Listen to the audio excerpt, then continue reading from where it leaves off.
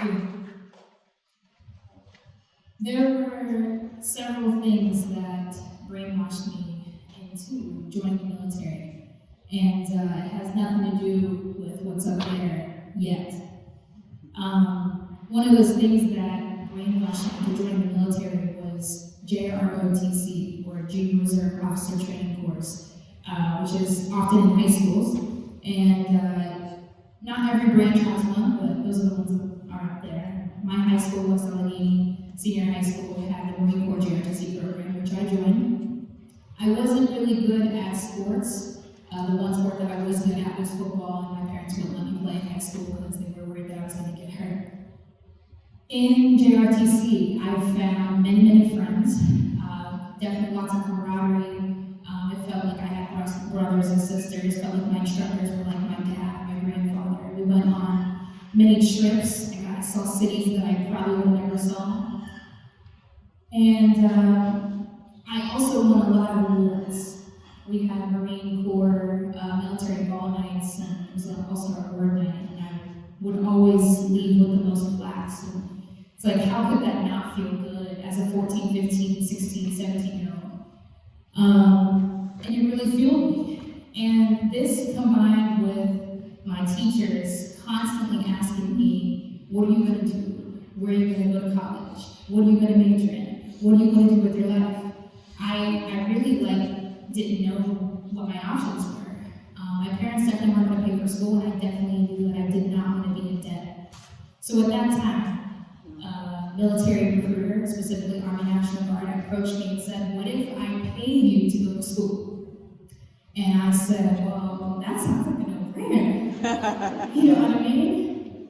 And so I weighed the options, and next thing you know, I was downtown at the federal building, swearing in my right hand. And I was excited for sure. I definitely was excited. Again, I'm very brainwashed in this moment. I had no idea what to expect, but I really thought that the military was going to be just like JRTC. The camaraderie, brothers, sisters, people who have your back. So 10 days after graduating high school, I found myself in Fort Sill, Oklahoma for basic training. And I graduated basic training. Yes, that is me. Yeah. It's pretty wild. And the one thing that I learned at basic training, I learned a lot, but the one thing that I learned at basic training was the 7 Army values, which I'll never forget them. Loyalty, duty, respect, selfless service, honor, integrity, personal courage. And I'll never forget them because they were ingrained into our brains. We marched around, we sang it, we got tested on it. If we answered the question wrong, we were doing push-ups and sit-ups. But the funny thing was, I'll soon learn that this is rooted in hypocrisy. Because not everybody in the military or in the Army follows those 7 Army values. And what I'll soon learn in the summer of 2012 is that me and these 6 other women here have something in common. And that something is we were all sexually assaulted. And then what I'll soon learn after that is that me and these 6 other women are not the only ones in the military that were sexually assaulted in 2012.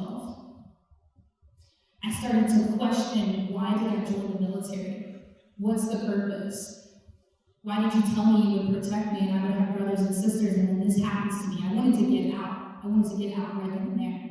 But fast forward, I'm back in college at Edinburgh University, and I find out that my unit is going to be deploying. I said, there's no way I'm deploying. I'm not deploying with these people who don't have my back. I'm not deploying when I'm feeling the way that I'm feeling. And so I went to my college's ROTC classroom, and I raised my right hand, and I commissioned as a cadet in the ROTC program in college. And fast forward to 2015, I graduated my commission as a 2nd lieutenant. I was proud, but I think my brother was more proud of me. Fast forward to the to the fall of 2016 at my basic officer leadership course, and one person in this class sexually assaulted me, and one person in this class was not held accountable for that, and one person in this class is still having an amazing career, while I myself got diagnosed with fibromyalgia and PTSD because of that sexual assault. And I was forced with the decision of, do I ride this out? Because I really wanted to be in. I really did. There was push and pull there. I wanted to become captain, but I knew that I couldn't. So I took pen to paper and I started writing songs. Left, right, kill. That's all I hear in my head. They won't be catching their body. I can live up till he's dead. I feel like the fallen tree. No one's heard the sound of my pain for weeks. What have you done to me? Tell me, what have you done to me?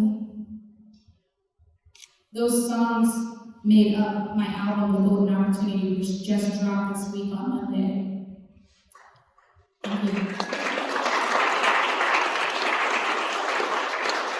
And what's really unfortunate is that I would love to stand tall and proud and be happy that I served my country and be happy that I made this choice. But instead of feeling like this, like I should be feeling, I'm in pain every day. I have PTSD.